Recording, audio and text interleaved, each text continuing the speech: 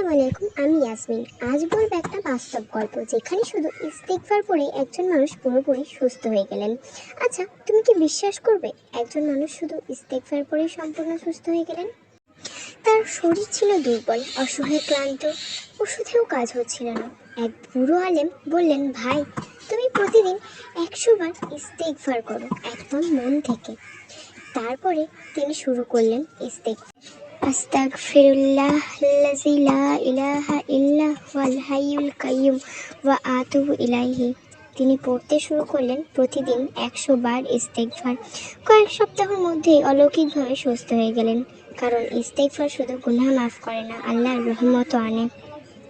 তো এটা ছিল আজকের একটা ছোট্ট গল্প, ইস্তেগফারের মাধ্যমে দোয়া কবুলের গল্প, সুস্থ হয়ে যাওয়ার গল্প।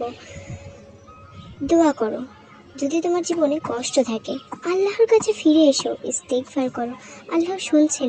তোমার জন্য দোয়া রইল। আর হ্যাঁ, এমন আরও গল্প পেতে সাবস্ক্রাইব করতে ভুলো না। আমি ইয়াসমিন, আর এটা ছিল ইয়াসমিন টক। আসসালামু আলাইকুম ওয়া রাহমাতুল্লাহি ওয়া বারাকাতুহু।